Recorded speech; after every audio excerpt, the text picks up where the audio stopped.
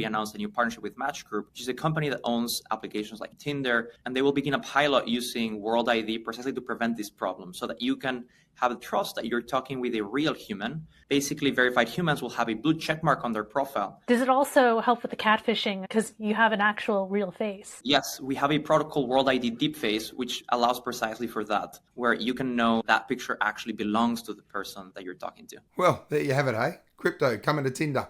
Now, they say they won't learn anything about you because the World ID is anonymous, but, you know, the eyeball, the orb, I don't know. I don't know. But, you know, they were words I never thought were going to come out of my mouth. Now, if you're looking to keep up with all things happening in the crypto domain in under 10 minutes a day, then we've got the show for you. And we start by jumping into the headlines. Here's Rick Worcester, the CEO of Charles Schwab. You have signaled your intentions to get bigger in crypto. We think we're the premier destination for investors interested in investing in crypto.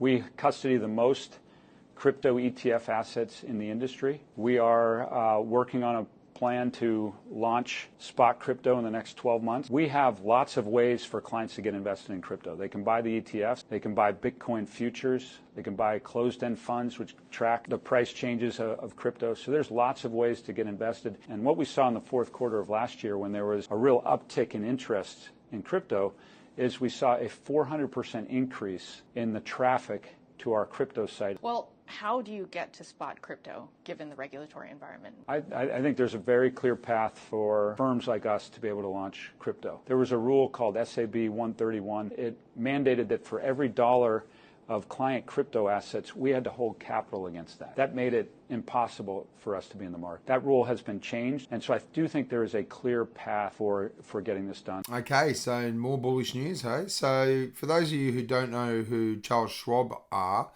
they're one of the biggest multinational financial companies in the world. They've got over $7.1 trillion of assets under management. So, you know, they're bullish on crypto. BlackRock are bullish on crypto. Vanguard bullish on crypto.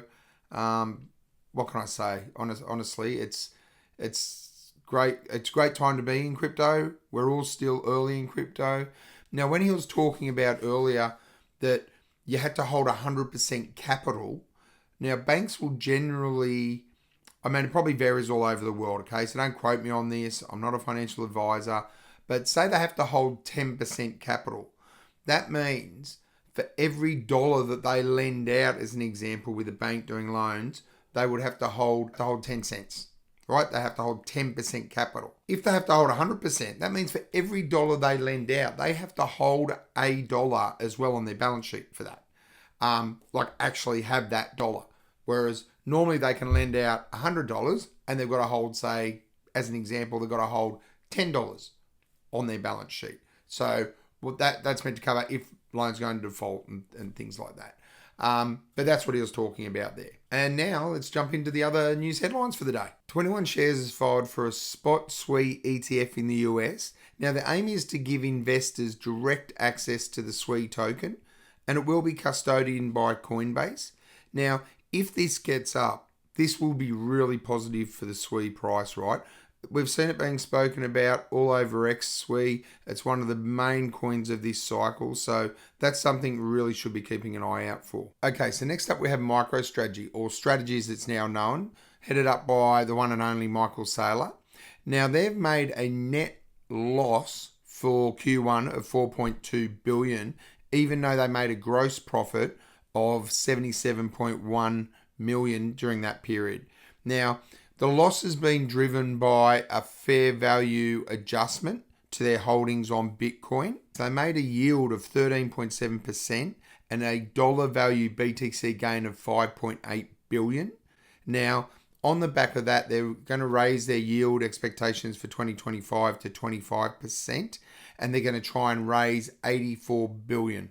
Now, during that period, they also put on another 61,000 in BTC, and that takes their holdings to over 550,000 BTC they now hold. Obviously, the biggest company in the US holding BTC. Okay, so next up we have Tether. Now they made a $1 billion profit in Q1.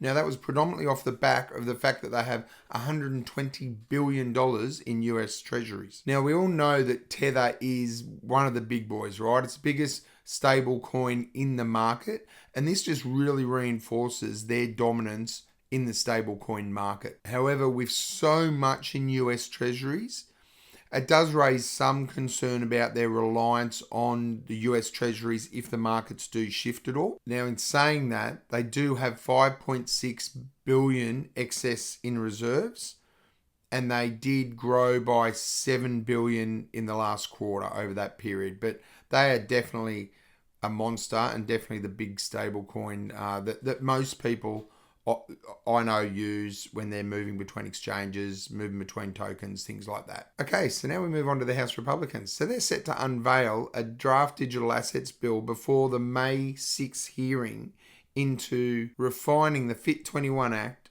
to clarify the SEC and the CFTC's regulatory roles. And for those that don't know, the FIT Act is the Financial Innovation and Technology Act. It was passed in May 2024 just to give regulatory clarity around digital assets. Now, the SEC is the Securities and Exchange Commission, as we know, and the CFTC is the Commodities Futures Trading Commission. And we really do need this clarity around each of their roles, each of their regulatory roles, as we're working through, or they're working through the implementation of all this regulation that they're working through at the moment.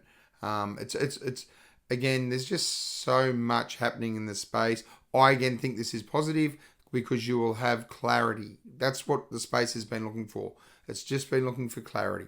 Okay, so now let's jump into the numbers. We'll have a look at any movements in the key indicators and we'll have a look at the market overall. Okay, so Bitcoin dominance is up slightly on the day at 61.7%. Total market cap is also up slightly at 3.1 trillion. The 24-hour volume is down. It's at 91 billion for the day. Monthly returns is in the green again. It's only day two. It's at 0.27%. You got the top 5 coins excluding stables. You've got Bitcoin and Ethereum in the green, while XRP, Binance, and Solana are all in the red. Only slightly, but still in the red. Your fear and greed index has moved up to 67, so it's in the greed stage now. Yesterday, it was at 53, which they classify as neutral. Last week, same time, it was at 60, which was also in the greed. A month ago, it was at 44. So we've definitely moved on from a month ago. The Coinbase app has moved up slightly in the rankings. Look, we're still at 334. So we're a long way from the top 10 where we'd be looking at for the top of a market if we go by last cycle. Now, the other key indicators, you've got the pure multiple and the pi cycle top are both flat for the day. The risk indicator and the Newpol are both up slightly while the MVRVZ score is down. Okay, so now let's have a look at the market. We'll have a look at the top 100. So we can also see the trending here. So trending, you've got movement at 22.3%. And the top gainer is Revox. I don't even know what that token is, at 27%. Now we look at Bitcoin. Bitcoin's up slightly on the 24-hour. It's a 1.1% up. You've got Solana down, as mentioned earlier, 1.2% down. Doge is at 1.7% up. Squeeze at 2.9% down. Not a lot of big moves. You've got Hyper up at 2.7%, but again, they're not. We've seen some big moves over the last few days, and in the top 50, we're not seeing any large moves. I'd say 51. You got official Trump has dropped 5.6%. You know, we call that a Tuesday. Filecoin 2.4% up. More movement. Might get some more. Here we go. We're getting some more movement down here. You got Quant up 8.7%. You've got Immutable X up 13.5%. And we'll just have a quick look at the bubbles. And you can see that here, right? You got EOS, Quant, Immutable X, as I mentioned.